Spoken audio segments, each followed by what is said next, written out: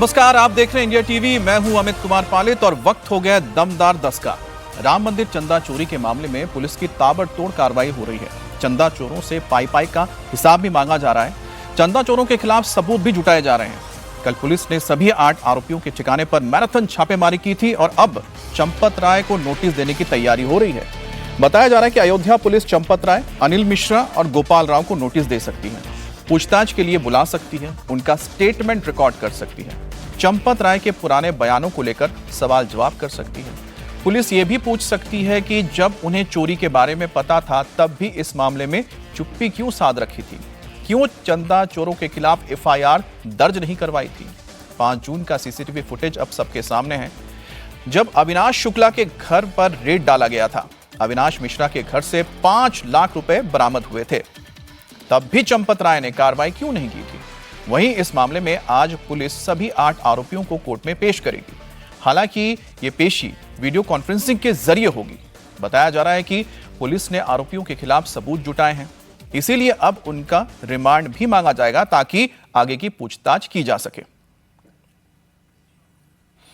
तो ये वो तस्वीर आप देख रहे हैं, 5 जून की तस्वीर है, जब अविनाश शुक्ला के घर पर ट्रस्ट के लोग और साथ में खाकी वर्दी वाले पहुंचे थे और उसके घर पर जाकर रेड की गई थी और 5 लाख रुपए रिकवर किए गए थे।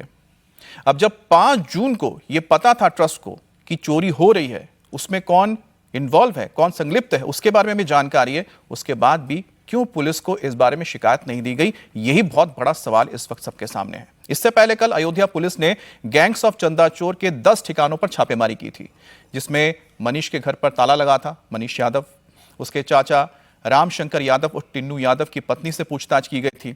उसके घर की अलमारी और बक्से की तलाशी ली गई थी। रमाशंकर मिश्रा के घर पर तलाशी ली गई और अविनाश शुक्ला के भाई अभिषेक शुक्ला से भी पूछताछ हुई है, जिसमें अभिषेक शुक्ला ने कहा था कि अगर उसका भाई गलत किया है तो उसे सजा मिलनी चाहिए। जांच वगैरह चल रही है, जांच चल रही है। अगर कोई गलती कोई किया होगा तो फिर वो जाए, उससे हमें कोई मतलब नहीं है, क्योंकि हम कोई भी हो शामिल हो जाए, क्योंकि मैं इस गलती में किसी के साथ नहीं खड़ा हो सकता। अगर कोई गलती किया होगा तो भुगते स्वयं। राम मंदिर की चोरी में अगर कोई शामिल है तो हाँ। तो मेरे सहयोगी पवन नारा हमारे साथ सीधा अयोध्या से जुड़ गए हैं।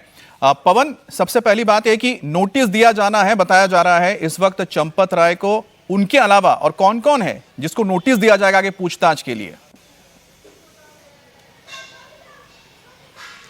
बिल्कुल, देखिए एसआईटी की जांच टीम अभी फिलहाल वापस नहीं लौटी है। पुलिस जो जांच कर रही है उसमें आज जो 8 लोग गिरफ्तार हुए थे उनको कोर्ट के सामने पेश करना है। सबसे बड़ी बात यह होगी कि उनका रिमांड मांगा जाता है या नहीं, क्योंकि अभी तक पुलिस ने जुडिशियल कस्टडी में भेजा था उनको और आज वो जुडिशियल कस्टडी खत्म हो रही है। हमारे सूत्र बता रहे हैं एक बार फिर जुडिशियल कस्टडी की मांग होगी। जहां तक नोटिस की बात है तो हमारे सूत्र कह रहे हैं कि भले ही चंपत राय ने इस्तीफा दे दिया हो, उनका इस्तीफा 11 तारीख की बैठक में डिस्कस होना है। उससे पहले उनसे पूछताछ की जाए या उन्हें कोई नोटिस दिया जाए, इस बारे में जमीन पर कोई जानकारी नहीं है। मैं आपको बता दूं, इस वक्त मैं यहां रामभद्र जगत गुरु श्री रामानुजाचार्य द्वार पर हूं। ये वो द्वार है जहां से चंपत राय और अनिल मिश्रा के अलावा गोपाल राव मंदिर में आने जाने के लिए इस्तेमाल करते थे। फिलहाल हमारी जानकारी आ रही है कि चंपत राय और अनिल मिश्रा मंदिर में मौजूद नहीं है, लेकिन गोपाल राव जिनका नाम अक्सर आया था, फिलहाल उनकी देखरेख में ही कल चंदे के जो गुल्लक हैं वो दोबारा खाली किए गए, वीडियोग्राफी कराई गई। सवाल यह है कि जिन 3 अहम किरदारों में से 2 ने इस्तीफा दिया है, एक गोपाल राव जो व्यवस्थापक के तौर पर मौजूद थे, उनकी भूमिका पर भी सवाल उठे थे। बावजूद इसके ना एसआईटी की पूछताछ के बाद ना इस्तीफे के बाद गोपाल राव अभी भी मंदिर प्रशासन में प्रमुख भूमिका में है और चंदा निकासी की कल जो गतिविधि हुई उसकी अगुवाई और देखभाल भी गोपाल राव की तरफ से की गई।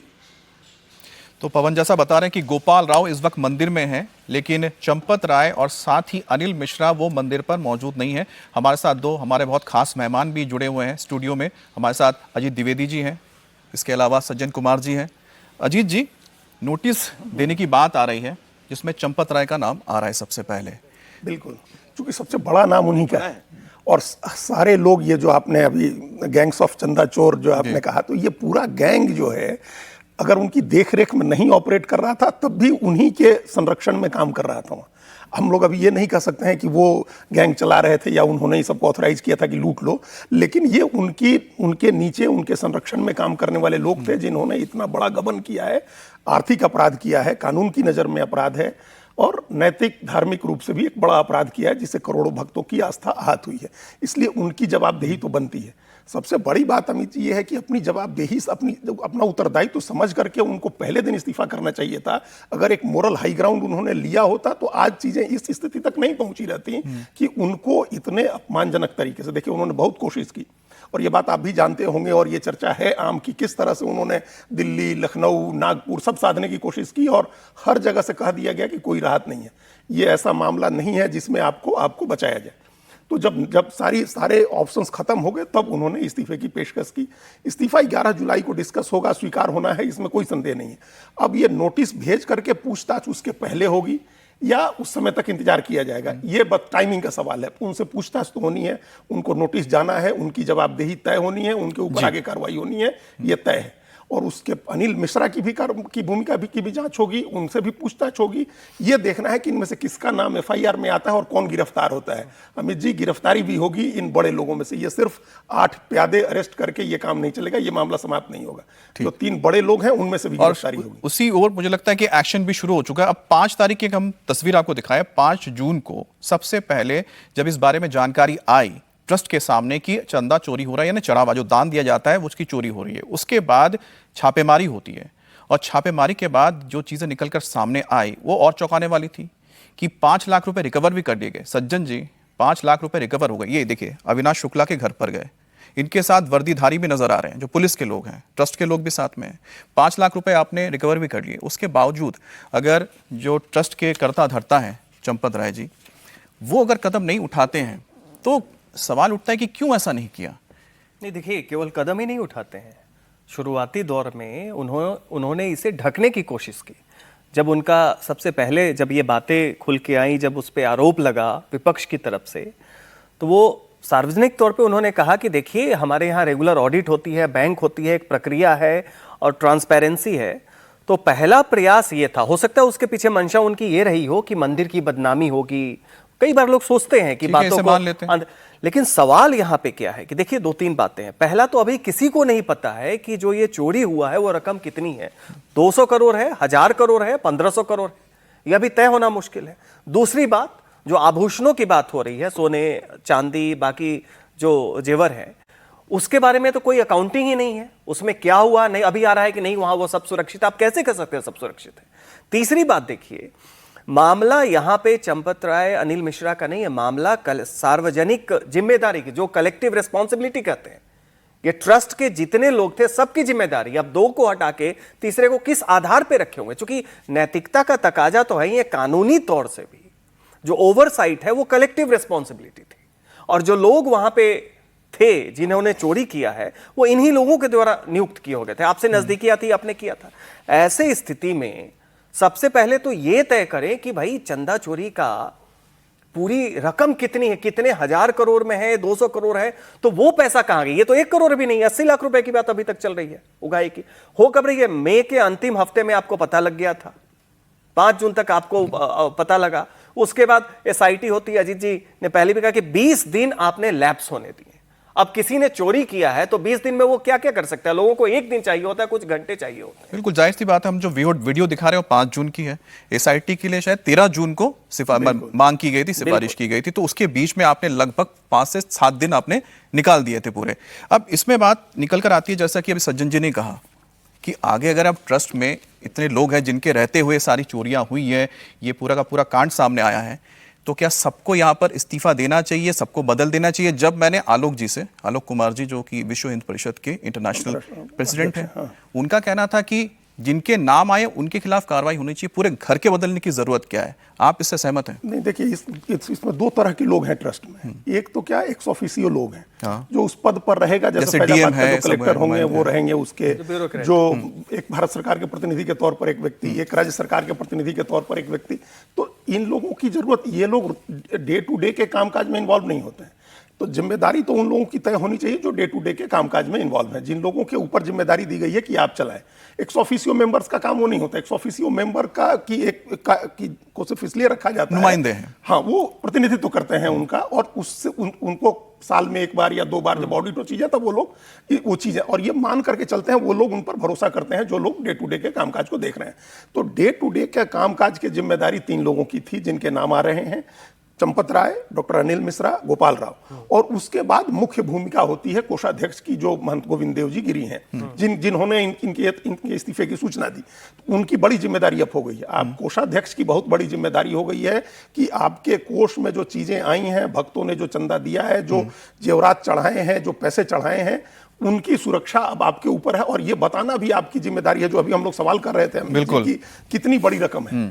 देखिए, ये एक बात और हम इसमें बताएं, ये चोरी तो प्रमाणित हो गई, चोरी तो प्रमाणित हो गई, और दूसरे तरीके से भी जो कितनी हुई, पाई का जो वसूली की जो बात हो रही है अजीत जी, 10 करोड़ लोग गए हैं वहां जी। आप हिसाब लगा करके देखिए कि अगर एवरेज 100 रुपए भी लोगों ने चढ़ाए हैं। ये सवाल मैंने आलोक कुमार जी से पूछा था, तो उन्होंने कहा था कि जो श्वेत पत्र या कोई कागजात है, पारदर्शी तरीके से कोई चीज सामने लानी चाहिए और बताना चाहिए कि कितना चंदा आया, कितना उसका हिसाब है, ताकि लोगों के बीच जो एक अविश्वास पैदा हुआ है नो ना रहे। अब चंदा चोरी का तो हिसाब होगा ही, पाई वसूला भी जाएगा, इसके लिए पुलिस कार्रवाई भी कर रही है, लेकिन चंदा चोरी को लेकर यूपी में सियासत भी खूब हो रही है। मुख्यमंत्री योगी आदित्यनाथ और पूर्व मुख्यमंत्री अखिलेश यादव इस वक्त आमने सामने, उनके बीच जुबानी जंग थमने का नाम नहीं ले रही।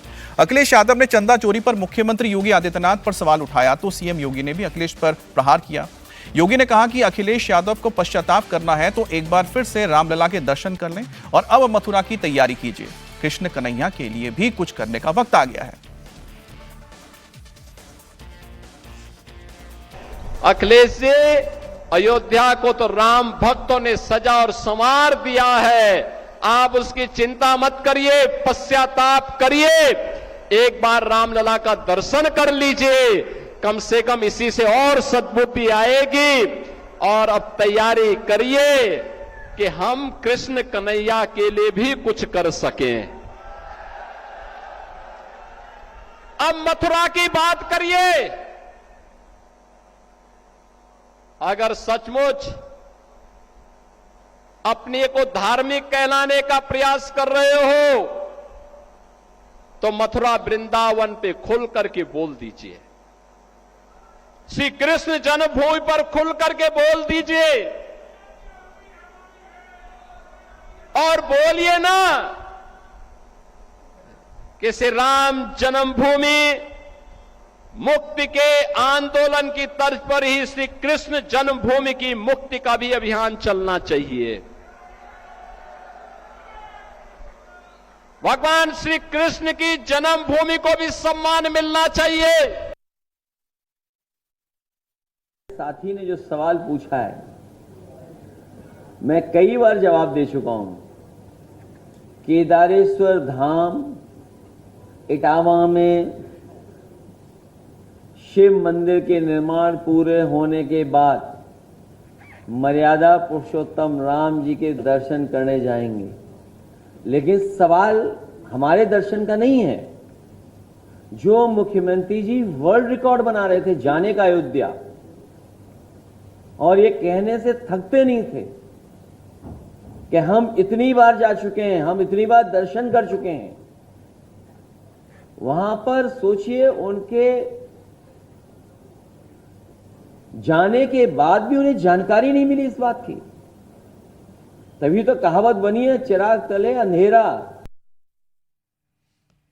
सज्जन जी, ये 27 की जो जंग है, इसमें तो एक तय हो गया कि राम मंदिर एक मुद्दा रहने वाला है, लेकिन क्या अखिलेश यादव विपक्ष लगातार जो राम मंदिर को लेकर, प्रभु राम को लेकर सवाल खड़े कर रहा है, कहीं ना कहीं ये अपने ही जाल में क्या फंसते जा रहे हैं? क्योंकि सवाल जो उठाए जा रहे हैं, क्योंकि इन्होंने तो राम मंदिर का विरोध किया था, भगवान राम के अस्तित्व पर सवाल उठाया था। नहीं, देखिए, सबसे बड़ी जो राजनीतिक गलती या स्ट्रेटजी की भूल लोग करते हैं, वो ये करते हैं कि दूसरे के पिच पे आपको नहीं खेलना चाहिए। आप अगर क्रिकेट खेलते हैं तो जाके फुटबॉल खेलने की कोशिश मत कीजिए, वो भी जहां पे पारंगत लोग हैं। सवाल है कि अभी राम मंदिर में चोरी हुई, उससे श्रद्धालु जो है करोड़ों आहत हैं, मांग हो रही है, आक्रोश है, उस पर एक्शन हो रहा है। लेकिन जब अखिलेश यादव राम मंदिर के लिए चिंता जताते हैं और श्रद्धालुओं के लिए अपनी सद्भावना व्यक्त करते हैं, तो सबसे पहले इन्हें कार सेवकों पे जो इनके पिता के समय में गोली चली उसके लिए माफी मांगनी चाहिए और स्वीकार करना चाहिए कि वो गलती हुई।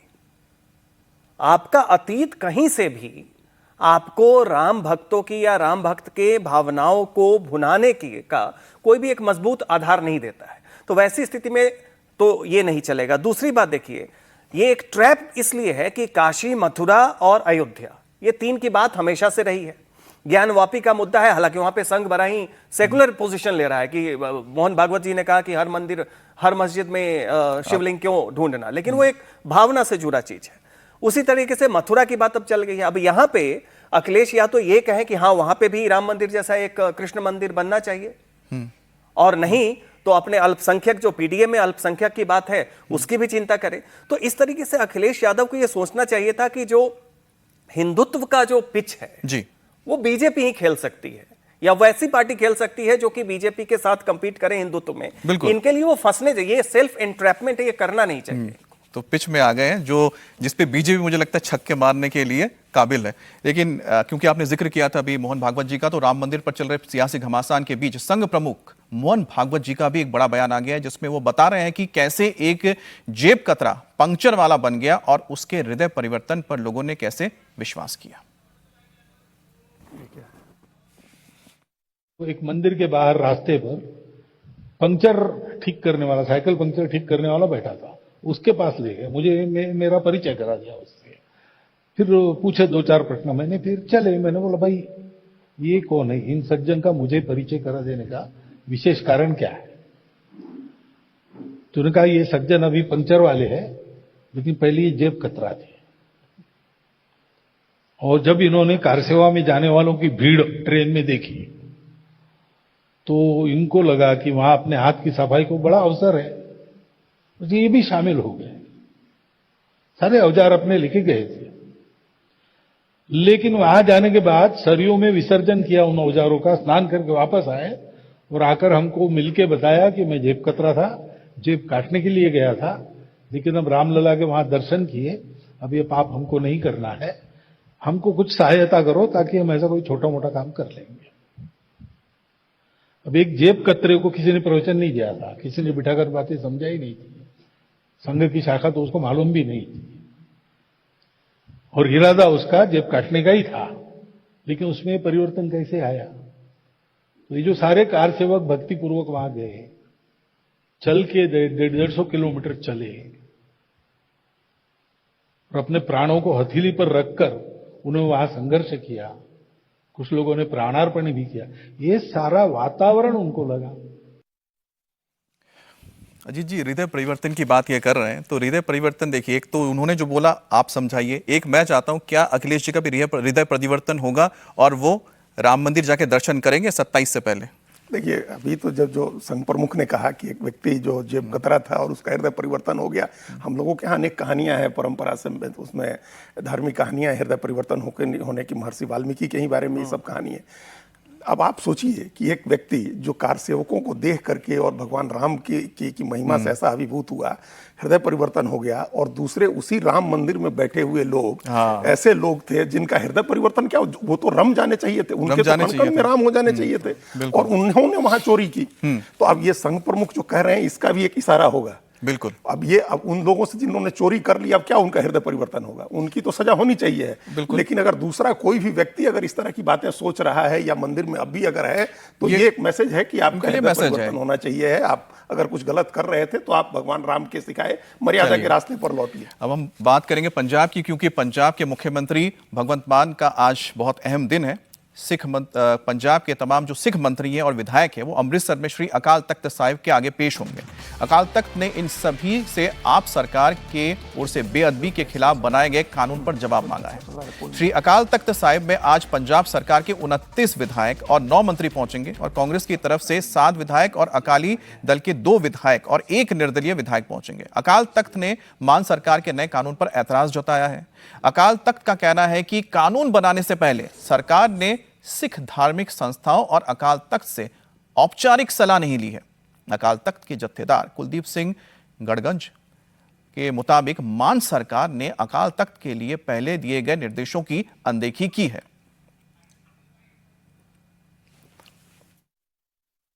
साडे MLAs नूं ते साडे मंत्रियों नूं उत्थे बुलाया गया कुछ बिटाल बुटांदरे वास्ते अपना पक्ष रखने वास्ते ते साडे सारे MLA ते जिहड़े भी मिनिस्टर ने वो उत्थे जाणगे।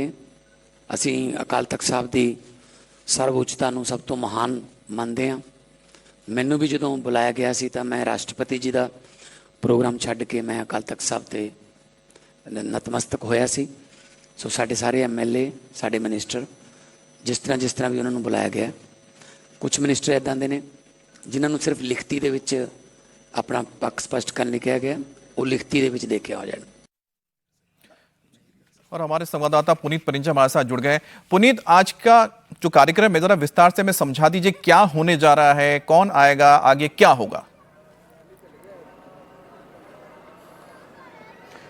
देखिए, इसमें जो सीधे तौर पर पहले मैं आपको तस्वीर दिखाता हूं गोल्डन टेम्पल के बाहर की। ये पूरी तस्वीर आप देख रहे हैं, यहाँ पर बकायदा ये गोल्डन टेम्पल की बाहर की तस्वीर है और 11 बजे का वक्त जो है वो रखा गया है जब आम आदमी पार्टी के 29 विधायक हैं और 9 मंत्री जो हैं वो यहाँ पर पहुँचेंगे, क्योंकि यहाँ पर सिर्फ जो सिख मंत्री और विधायक हैं उन्हीं को ही यहाँ पर बुलाया गया है। उसके अलावा 7 जो हैं वो कांग्रेस के हैं, 2 जो हैं वो अकाली दल के हैं। हालांकि उनमें से एक जो है अयाली वो अकाली दल छोड़कर जो वारिस पंजाब दे हैं उनको उन्होंने ज्वाइन किया है, लेकिन एक निर्दलीय जो है वो यहाँ पर शामिल होंगे। और कुल मिलाकर जो अभी हाल ही में पंजाब सरकार ने एक कानून बनाया था उसको लेकर जो अकाल तख्त के जत्थेदार हैं उन्होंने इसके ऊपर आपत्ति जाहिर की थी कि श्री अकाल तख्त साहिब से पूछा नहीं गया, कोई राय नहीं ली गई, तो उसके बाद उन्होंने उस पर आपत्ति जाहिर की थी। 11 बजे तमाम जितने भी, और अकाल तख्त साहिब की तरफ से बाकायदा ये निर्देश दिया गया था कि जिन्होंने विधानसभा के अंदर उस बिल पर हस्ताक्षर किए हैं जब ये पास हुआ था, तो वो तमाम जो लोग हैं जो सिख विधायक और सिख मंत्री हैं वो श्री अकाल तख्त साहिब यहाँ पर पहुँचेंगे, अपनी बात यहाँ पर रखेंगे। और सरकार की तरफ से कहा गया है कि जो 2008 में अकाली दल की जब सरकार थी पंजाब के अंदर, तो जो उस समय जो कानून था उसके अंदर उन्होंने कोई ज़्यादा उसमें संशोधन नहीं किया है, बस एक महज उसमें सजा का जो प्रावधान था उसमें और कढ़ाई उसमें अपनाई है। बाकी जो पूरा का पूरा बिल है वो वैसा का वैसा ही है। लेकिन क्योंकि श्री अकाल तख्त साहिब की तरफ से हुक्मनामा आया था, बाकायदा तमाम सिख मंत्रियों और विधायकों को यहाँ पर पेश होने के लिए कहा गया था, तो आज तमाम जो मंत्री हैं, विधायक हैं और कांग्रेस के विधायक जो है सिख विधायक, ये तमाम यहाँ पर पहुंचेंगे। 11 बजे अपना पक्ष रखेंगे। आप नजर बनाए रखिएगा इस खबर पर, आगे हम आपसे इस पर अपडेट भी लेते रहेंगे।